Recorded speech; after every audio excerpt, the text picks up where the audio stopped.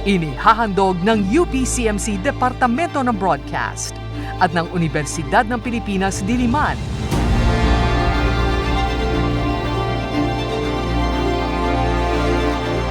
Kasama ang Philippine Studies Association at DZUP.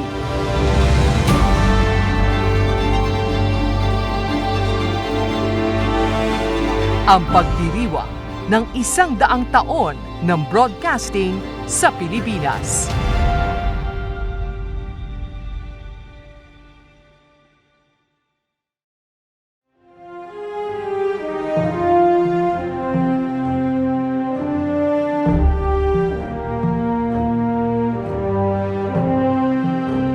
It was the truth, so I did not at all have to be challenged. Yun ang aming mga guiding principles.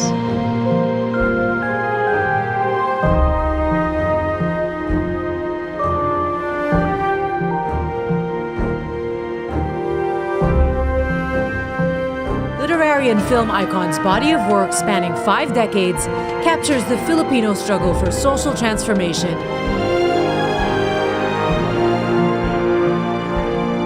For as long as there's democracy, vital na may media. I have an obligation as a tatay, but not literally lang to my children. It's a obligation to the next generations.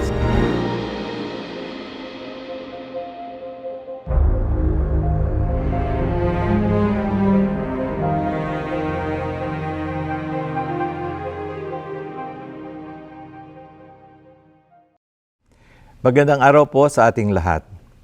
Ako po ang inyong lingkod, Professor Nick Johnson ng Universidad ng Pilipinas, Diliman.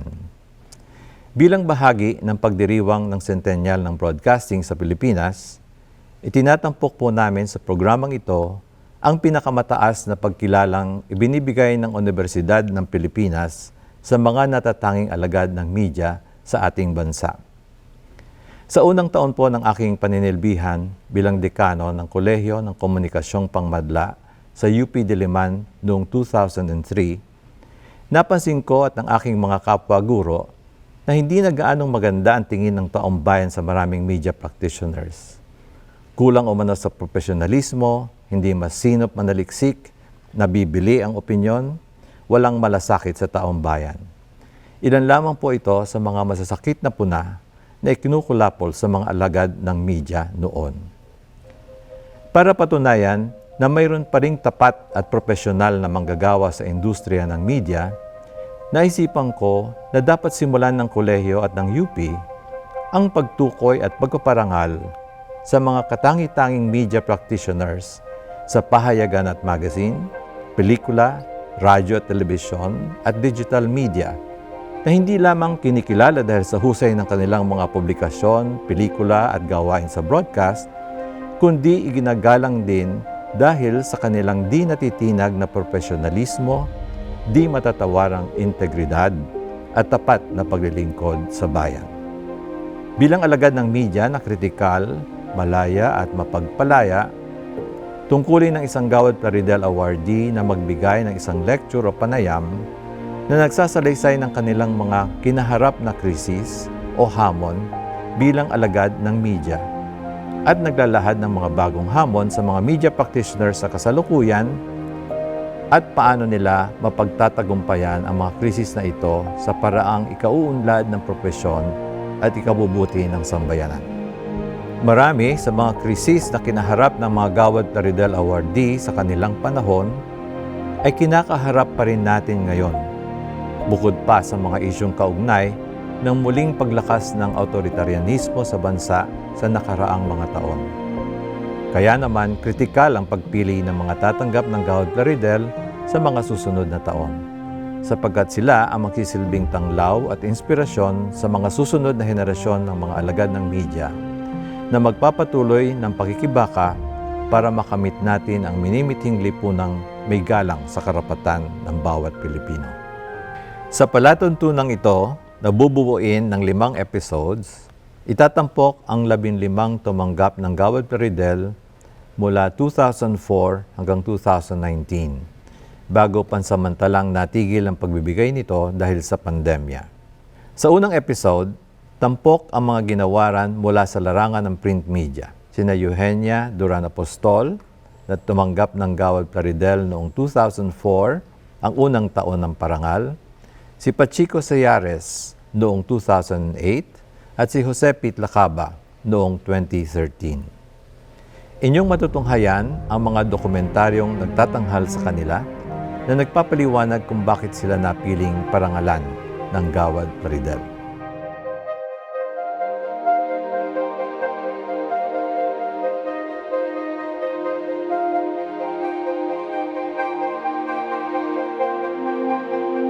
We have to take care of the truth. That is one of our most important things to do as journalists.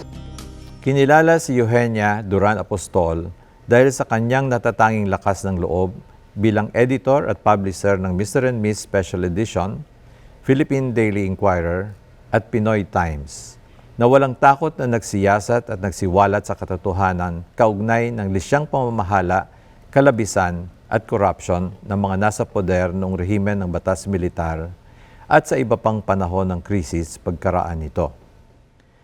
Pinalawak naman ng Woman's Home Companion at Mr. and Miss ang saklaw ng mga usaping pambabae mula sa pagpapaganda, horoscope at pamamahay tungo sa pakikisangkot sa mga isyong panlipunan at pampolitika habang isinusulong nila ang pagkakapantay-pantay at dialogo sa pagitan ng mga lalaki at babae. Ginamit naman ng Mr. and Miss, Pinoy Times at Huha ang mga popular na anyo ng magazine at tabloid upang maabot ang masa at mapaliwanagan sila tungkol sa mga kritikal na isyong may kinalaman sa kanilang buhay at sa gayoy inangat ang magazine at tabloid mula sa antas ng eskapistang aliw. Katangi-tangi din ang naging pagkilos ni Apostol bilang organisador at leader ng mga pribadong organisasyong tulad ng Foundation for Worldwide People Power na naglalayong ipaunawa sa mga nakababatang henerasyon ang mga kasamaang bunga ng autoritarianismo at nagsisikap maitaas ang kalidad ng edukasyon sa bayan. Panoorin natin ang dokumentaryo tungkol kay Eugenia Duran-Apostol na produce ni Professor Jane Vinculado at dinirihe ni Professor June Austria.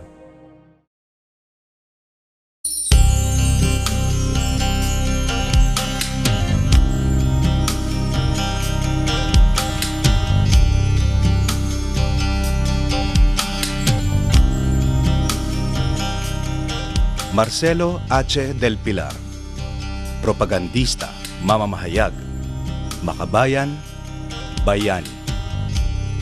Isinulong ang kapakanan ng sambayanang Pilipino sa pamamagitan ng pamamahayag. Iminulat ang lipunan sa katotohanan at hinamon tayo tungo sa pagbabago. Marcelo H. del Pilar, Plaridel. Huwaran ng kahusayan, integridad, pagmamalasakit sa lipunan. Inspirasyon sa pagtatatag ng UP Gawad Plaridel. Tulad ni Plaridel, ang pararangalan nito ay kailangang may matatag na paniniwala sa layuning magkaroon ng mamamayang nagmamalasakit tungo sa isang lipunang nagtutulungan, maunlad at pantay-pantay.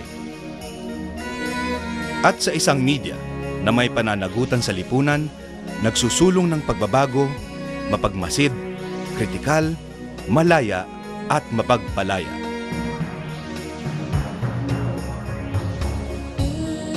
We opened our pages to critical articles because we believed that there was a need for them, that they would be healthy for the country. Eugenia Duran-Apostol, nagpamalas ng kahusayan, integridad, pagmamalasakit sa lipunan. Katuparan ng mga adhikain ng UP Gawad Plaridel. Eugenia Duran-Apostol, publisher, editor, periodista, makabayan. She was always thinking of how to improve the lives of people. At binigyan din niya ng laya yung mga writers niya. No? She makes things happen. She was concerned about the quality of journalism, the quality of journalists. and the values of journalists. Because she wants to get things done right now. Never afraid to come out with the truth and doing everything, in fact, to bring out the truth.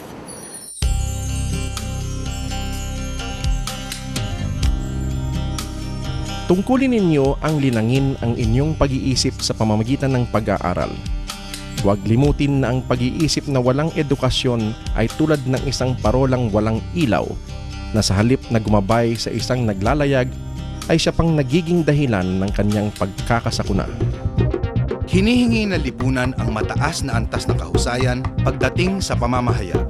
Ipinamalas ni Eugenia Duran-Apostol ang kahanga-hangang profesionalismo sa larangan ng periodismo.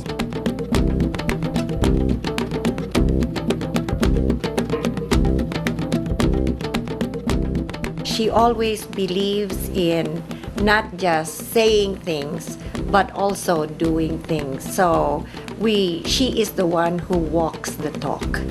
She doesn't say that, oh, we're going to do this, we're going to do that. No, she really brings people together and she calls on friendship, she calls on leadership. That's Mrs. Apostol, because she wants to get things done right now. If her instincts tell her to do this now, she'll do it now. She'll do it right away. She said, can't do it, girl. Now and now. It has to be now.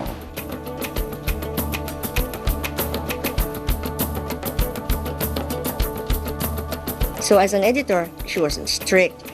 She didn't adhere to rigid standards. She allowed her writers, her staff to be flexible and to give free rein to their imagination. She was always challenging her staff.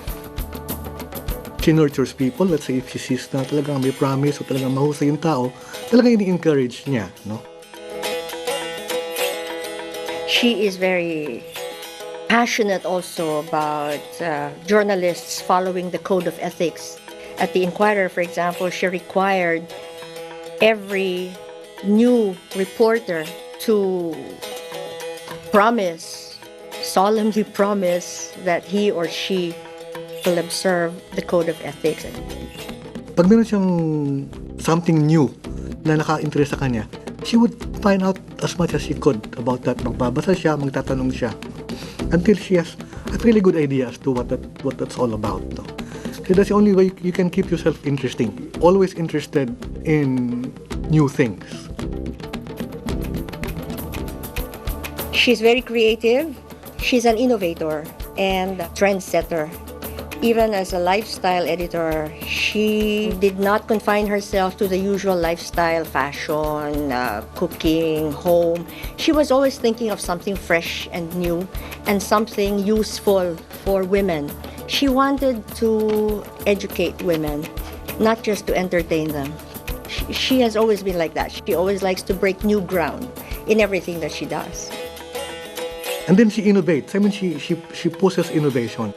Even before we came out with the very first issue ng Pinoy Times, and she said, Vic, I want you to read something. I was struck by the way it began. Because it was a letter, and it began saying, Mahal na Pangulo. It turned out that she had thought na the paper, Pinoy Times, doesn't have to have an editorial. Rather, what we would have would be an open letter to the President. Ang hamon ng kahusayan sa pamamahayag ay dala ng iisang layunin. We have to take care of the truth. That is one of our most important things to do as journalists.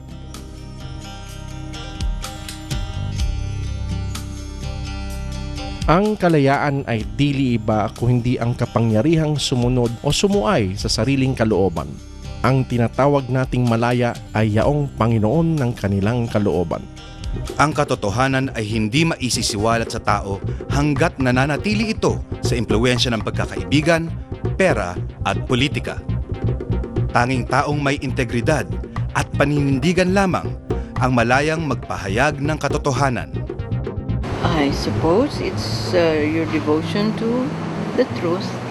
The truth shall make us free, and it will. Just that we sometimes have a hard time getting to that place. Another quality would be yung integrity.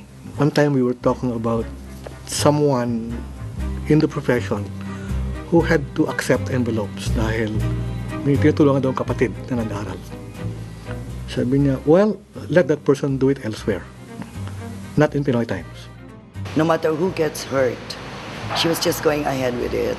She has lost a lot of very good friends, family friends for decades because of the way she's run the paper, in the sense that these friends believed that because they were good friends, they were not going to be touched by negative stories. Portion of the story that the wife of the mayor took exception to. Now, this mayor is very close to some friends of Mrs. Apostol, and they were telling her, mag-apologize ka na. Mrs. Apostol said, no, so this a legitimate public issue, let them sue if they want to sue, sabi niya. Even if this is going to go all the way to the Supreme Court, sabi niya, I will not apologize. Even when we were very close allies with Corazon Aquino during the struggle, if there was something wrong with her government, with her officials, she made sure that the stories came out. And it wasn't also easy because the competition was really so fierce among the tabloids that pati yung mga ahente namin were telling us, maglagay na kayo ng mga sexy dyan, mga hubad dyan. But sabi ni Mr. Apostol, no. I draw the line there, sabi niya. We can strip the politicians naked, but not women, sabi niya. When a paper becomes successful, you need more and more money to put in. Ganun pala yun. So, kulang na ang pera namin nilarat, yung press, interesadong bilhin yung aming periodiko, pinagbili namin. Kumita sila. Kumita kami. Pero iniwan nila ako dun mag-editor. Pero siyempre yung bagong owners, meron din silang sarili nilang idea about how a magazine should be. Siyempre, pinakikialaman yung trabaho ko. Medyo hindi ko yata nagustuhan yun, pinakikialaman ng trabaho ko. Umalis ako. Pag-aralan sana ng bawat isa sa atin na ialay ang sariling kapakanan sa altar ng kapakanan ng sambayanan.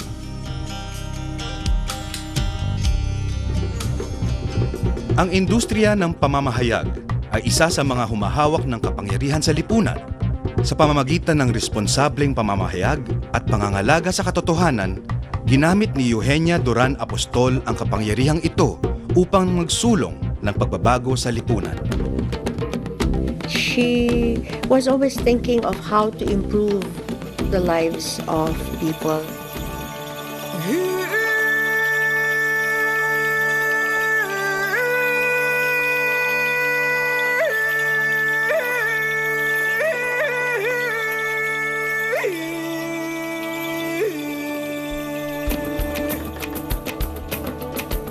It was just a weekly, and at the same time it was owned by the Archbishop of Manila.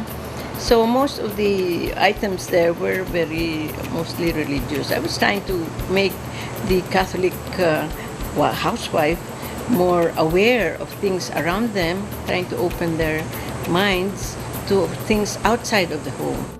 She did not concentrate on society matrons, society weddings, fashion shows. She went beyond that.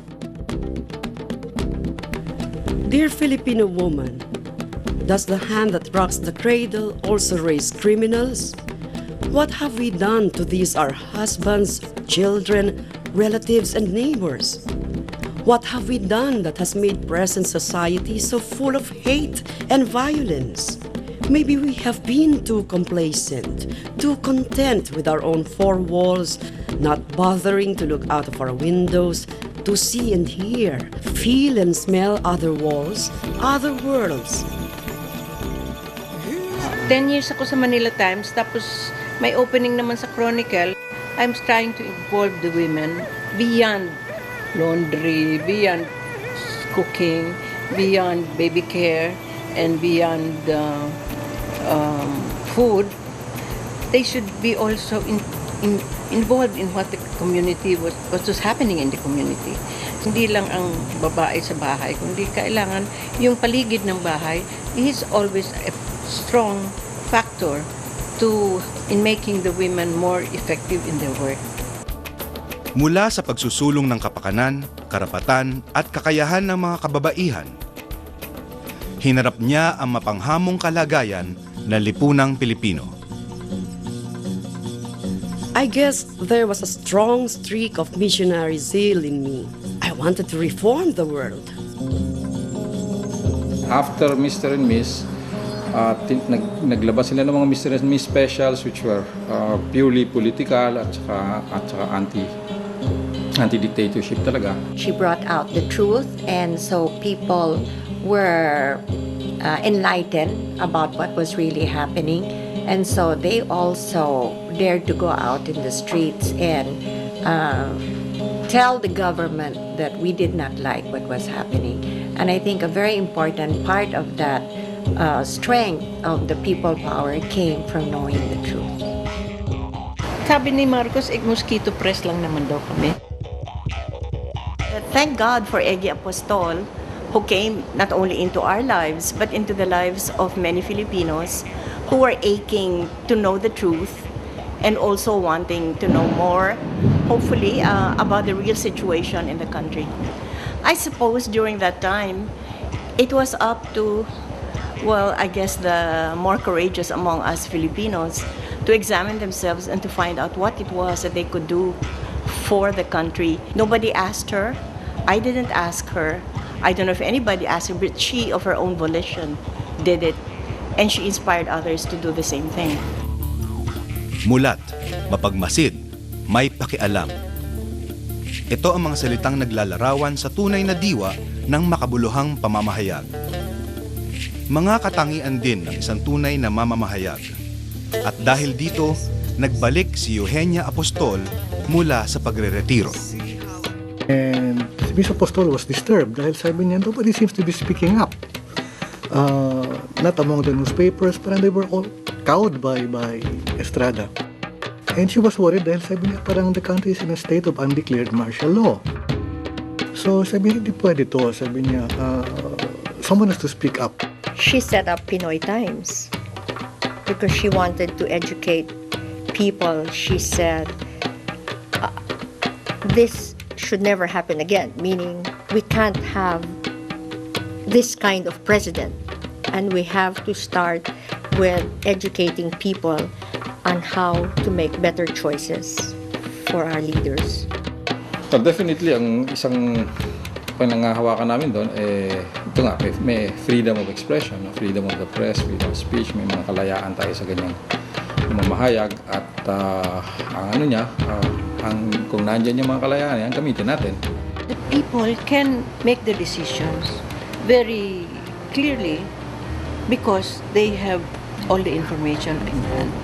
Kami naman sa press, dapat hindi nag-uudyok sa mali. Basta ilabas nyo ang katotohanan and let the people decide.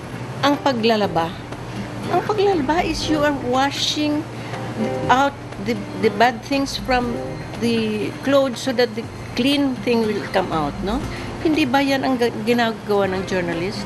To wash the dirty laundry so that the truth will come out. Ang malayang pamamahayag ay di lamang taliban na nagtatanggol sa integridad ng ating mga karapatan, kundi isang mahusay, mabilis at tiyak na paraan para mapayaman at mapalaganap ang mga binhi ng kaunlaran. Naging saksi ang kasaysayan ng ating bansa sa mga bayaning tulad ni Marcelo H. del Pilar, na ginugol ang kanilang buhay upang isulong at ipaglaban ang kalayaan ng sambayanang Pilipino sa pamamagitan ng paghahayag ng katotohanan.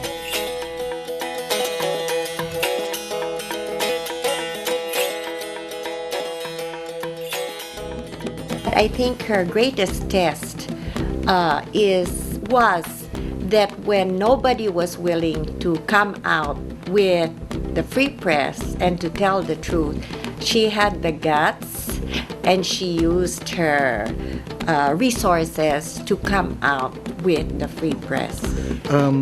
She's a very intelligent woman. Tapos, she feels very strongly about a lot of things. And she knows what's going on. At saka, she has an unerring instinct na kung anong kailangan at kailan dapat pumasok. But she went beyond that. She was always testing the boundaries of what she could do. She was unafraid. there is nothing that should stop a journalist from, especially someone like her who has retired from the profession but is still a journalist at heart, to explore other areas of involvement. Eggy felt that she did not want to lose the opportunity to remind the people, the Filipino people, of what we could do when we did things together. Sometimes the memory is very short, and she wanted to keep this experience alive. I think Eggy is the perfect example of what a journalist should be, never afraid to come out with the truth and doing everything, in fact, to bring out the truth. Hindi ko naman talagang sinadya na gagawin kong lahat ito. Dahil parang circumstances just made it happen that I should be there. And wala akong gagawin kundi gumanon. Sumayaw sa tugtog. Ayan. Sumayaw sa tugtog ng buhay. Bawat henerasyon ay nangangailangan, naghahanap ng sariling tinig. Tinig na mayroong integridad at tapang manindigan.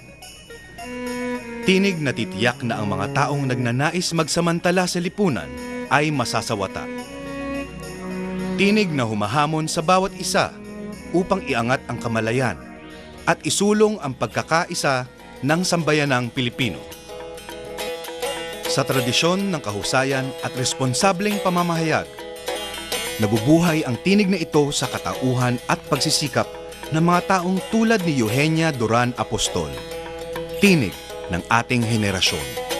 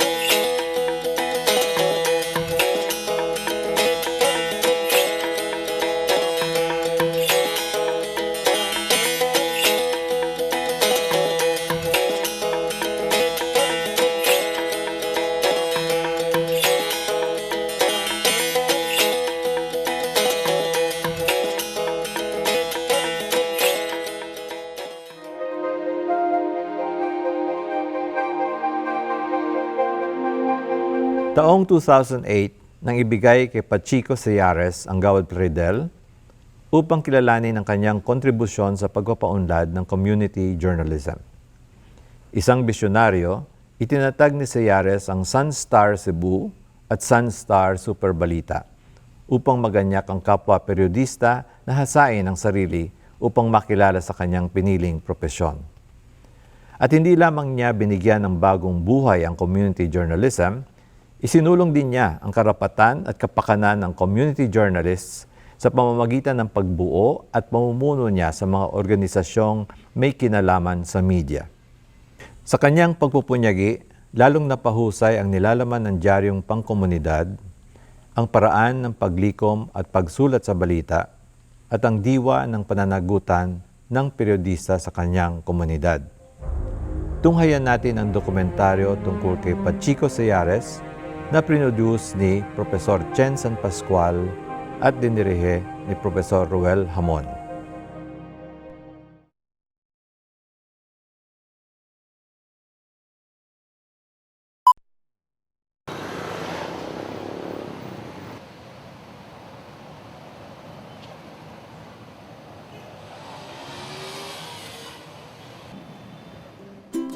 Attorney Seares is a dreamer with a deadline. He has spent more than nearly 3 decades in journalism, and he has really achieved a lot.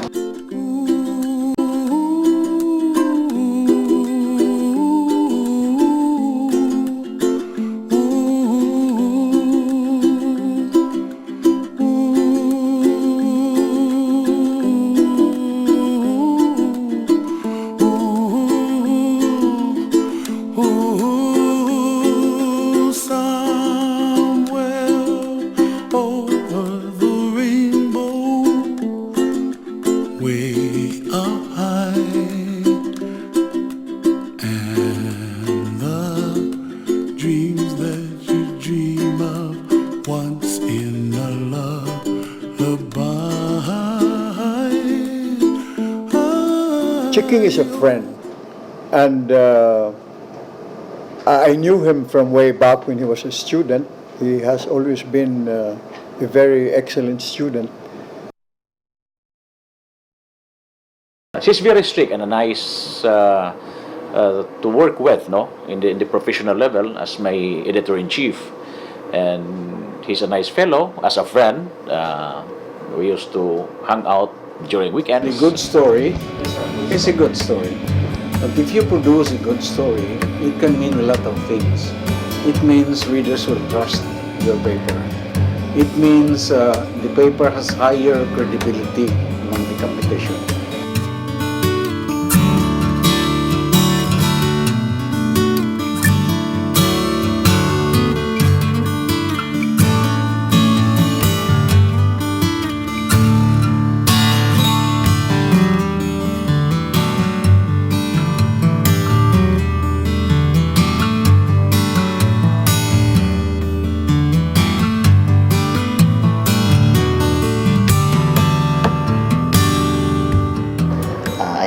Been working with him for the past 20 years, and I've learned a lot from him. UP Masscom graduates who are media practitioners and who are in the editorial staff of the local dailies consider him as their father.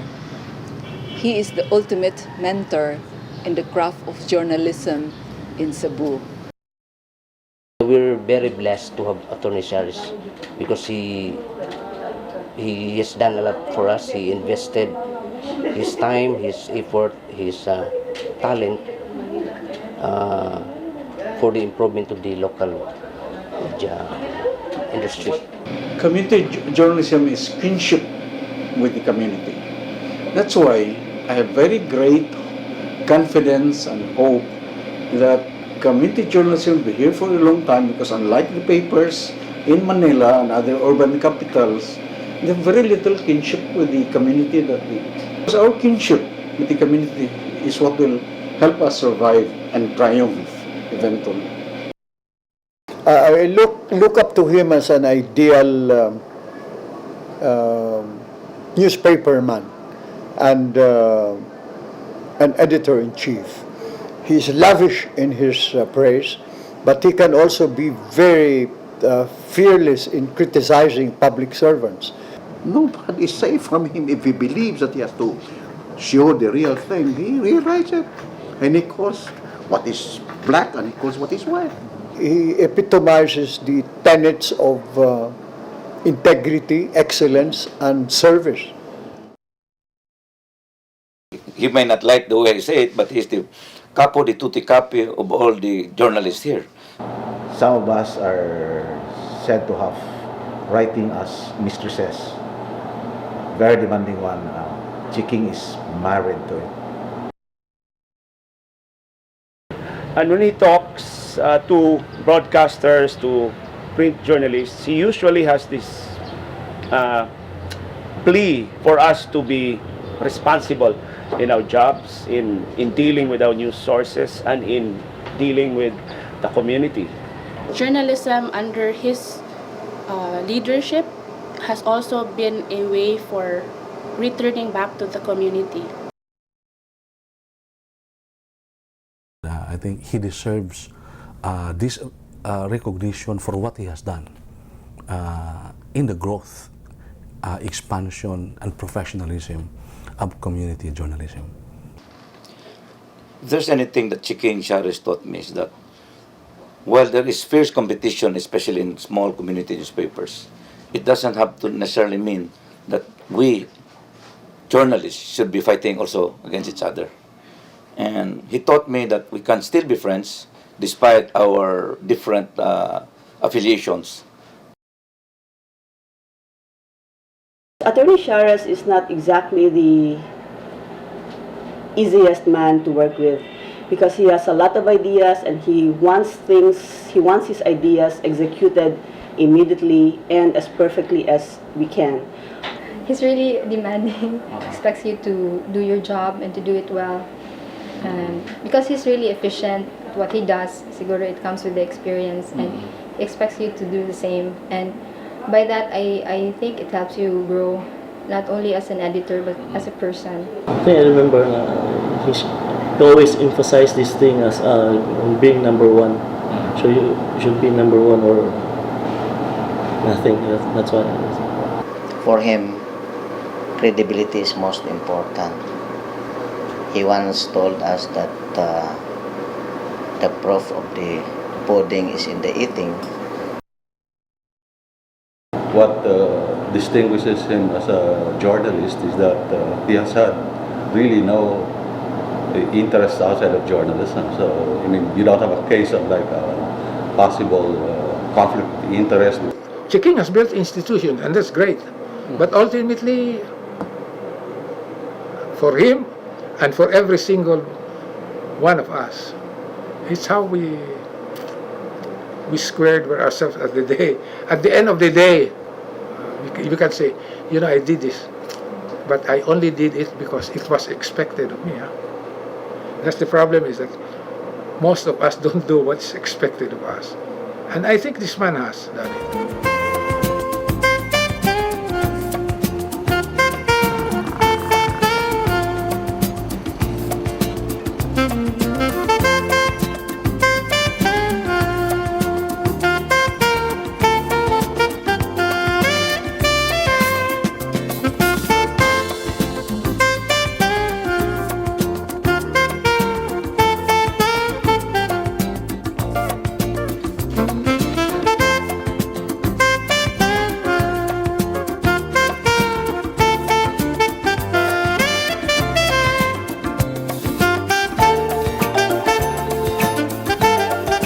Chiking is a good teacher. Most of those who are in the Cebu papers now earn their spurs, earn their wings from Chiking. One very good example is Serge Raimondi, the director of the Presidential Management Staff, used to write and learn how to write a column under Chiking. Attorney Seares is really a mentor. It's hard in journalism to keep up your idealism, but his students at UP Cebu, as well as his colleagues in the Sunstar Cebu newsroom, as well as the other tri-media in Cebu, know him really as a giving, generous person.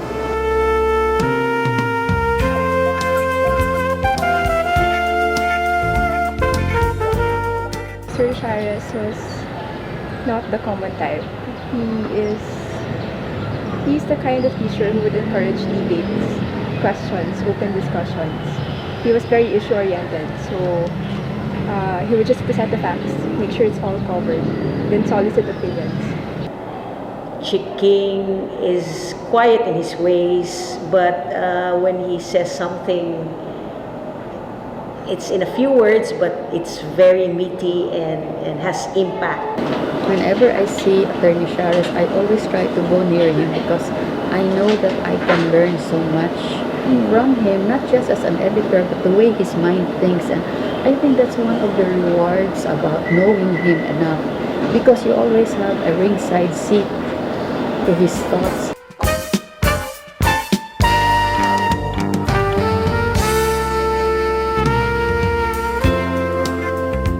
He always emphasizes that we're a team, and he always recognizes our individual effort. He doesn't say, oh, I did this myself. He doesn't say that. If it's this reporter who did it, he will always recognize that person. if it's the artist who did it, what's the reason for the award, he would always recognize that person. So, Si Attorney Seares naman, it's hindi selfish no? Kung ano yung expertise niya or nalalaman niya, being a teacher, he shared that to us. He lets you handle a section and then tells you what you can have done better, and I think it's very helpful for people like me who are still learning.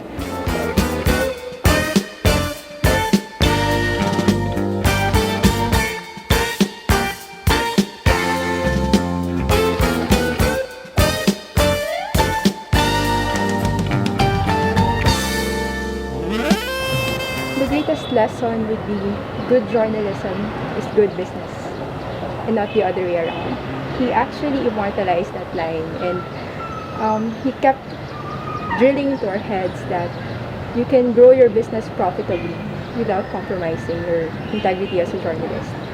He inspires me in many things. The first real lesson I remembered from him is to write honestly, to deserve the space that you're given as a journalist. It's not because it's the glory of the byline. To never stop asking questions. To never take things as they appear or at face value. That there is always another side to a story, a deeper side, a side that has more meaning, that can connect better with the people that read the paper. And to always try to better yourself.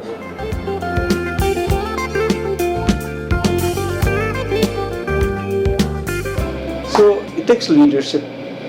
It takes leadership to make them learn, to let them know that they are really not as good as they think. There are still a lot of things to be learned in writing, in gathering. There is one guy who truly deserves the Gawad Plaridel Award. I think it's Pachico Seares, because he's not only good, he inspires people. And we are very happy that finally somebody from Cebu got that award out from the so many nominees all over the country. And we thank UP for that. Well, Chiking, I've always known that you've done this for us in Cebu, but the Gawad Plaridel Award is a national recognition of what you've been doing here for us, and thank you from the bottom of my heart. Attorney Seares, I'd like to thank you for all the white hair you've given me, and I wear this as a badge of honor and a badge of real affection and a badge of real respect. It is a good thing that this reward is given to him, because he could be the model, not only from those students coming from UB, but for all students in Cebu. That after all, a provinciano, like Pachico Seares, if he set his high standard and come with it, he will be recognized nationally. Keep up the good work, Attorney Pachico Seares. Sir, mabuhay ka. Yeah, to Chiking, I think this is a recognition that is not only well deserved, but I think this recognition should have been given a number of years back. I am greatly inspired by the results of what I've been doing. I'm inspired now, especially that it is being noticed by people outside Cebu. Changes don't come overnight. They come from people who are able to envision and to work at it. And Gawad Plaridel, recognizing Seares, recognizes this work. That's why I was quite pleased. We are very happy that he has been recognized for his outstanding contribution. So to Attorney Pachico Seares and to the organizers of this award, congratulations. And again, the award is rightfully given to a man who has indeed contributed very greatly to the development of community journalism in the country. Chiking, we are all very, very proud of you, and we look forward to reading your column and being with Sunstar for as long as you can. Attorney Seares. I'm so proud to be part of this award in a very, even in only a small way. Congratulations, sir. It's another milestone for you. I don't know how you do it. I don't know where you get the energy, but it's quite an honor to be working for and continue to learn under you. I'd like to congratulate Attorney Seares for winning the award, and as a fresh mass comm journalism graduate, I think he's one of the icons in Cebu. Sir, we never really knew that a lawyer could write like a doctor until you started writing. It was always a cross between a children's scribble and a doctor's prescription, but we loved you and we admired you so much. We thank you for the years that you have spent giving here in UP, and we hope you continue doing that. We hope you continue teaching. We hope you continue to say pastilan once in a while, and congratulations, sir. I'm inspired by this, that after all, if you do well, you'll be recognized eventually. And hoping that this will also tell other journalists that they can also overcome the obstacles that usually afflict community journalism. My message for him is, I hope you never retire. I hope that you will be here till you're 100. I don't think you'll be happy retiring because you're not used to, sitting back and doing nothing. I bet even if he was at home and forced to retire, he would still call us in the newsroom every day, wanting to know what was the latest news and what's the update. So there's no sense retiring. Okay, you're not going to be happy. And this is what has kept me going on. The struggle, the ordeal, and yet the small successes, small and big successes. Then I saw her face. Now I'm a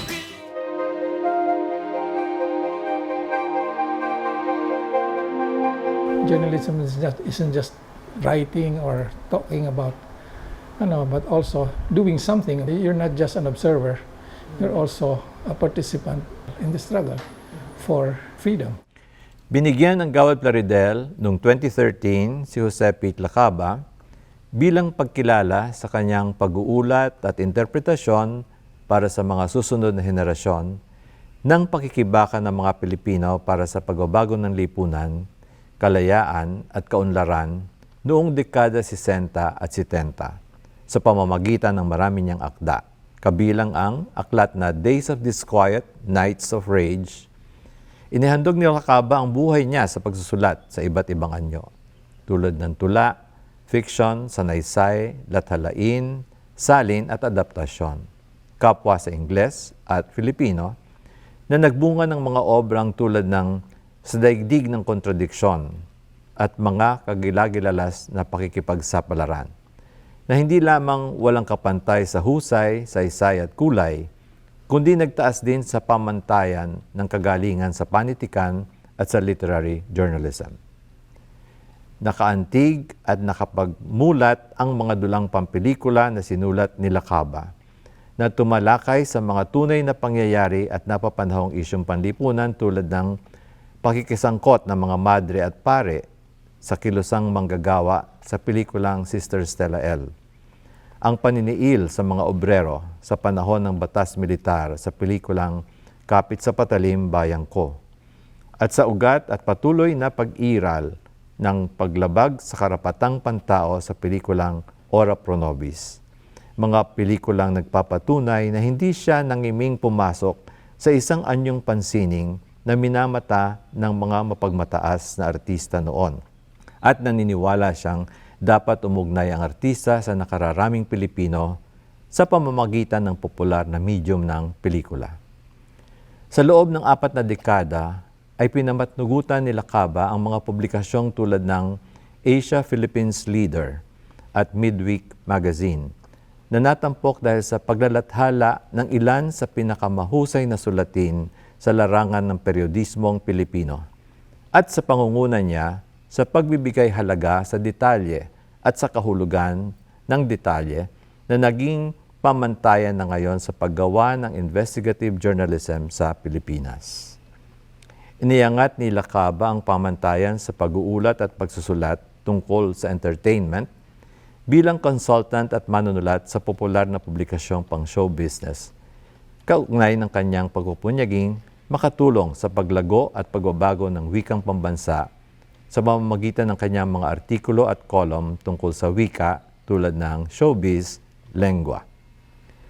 Ibinahagi ni Lacaba ang husay niya sa pagsusulat sa pamamagitan ng pagtuturo sa Kolehiyo ng Komunikasyong Pangmadla at Kolehiyo ng Arte at Literatura ng Universidad ng Pilipinas, Diliman, ng mga kursong tulad ng pagsulat ng pelikula, panulaan, literary journalism, interpretative reporting, feature writing, introduksyon sa periodismo, at buhay at mga akda ni Jose Rizal. Maliban diyan, pinamahalaan din niya ang internship program ng Departamento ng Periodismo ng Kolehiyo ng Komunikasyong Pangmadla upang hasain ang mga susunod na henerasyon ng mga mamamahayag. Matapang rin na pinamunuan ni Lacaba ang Concerned Artists of the Philippines at panulat para sa kaunlaran ng sambayanan o paksa nang hindi iniinda ang peligro sa sariling buhay at kalayaan. Patunay na kailangang makisangkot ang manunulat o artista upang maunawaan ng mga tao ang mundo para mabago ito sa pamamagitan ng sama-samang pagkilos. Tunay na kahanga-hanga si Jose P. Lacaba, mamamahayag, makata, mandudulan ng pelikula, guro, aktivista at dating bilanggong politikal. Diyan nagtatapos ang unang episode ng Gawad Plaridel. Tampok sina Eugenia Duran-Apostol, Pachico Seares at Pete Lacaba.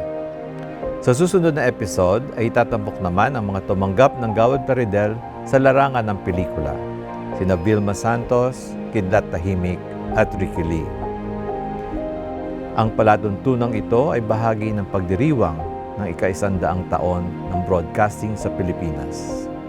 Ito po ang inyong lingkod, Professor Nick Johnson, na nagpapasalamat sa inyong pakikinig.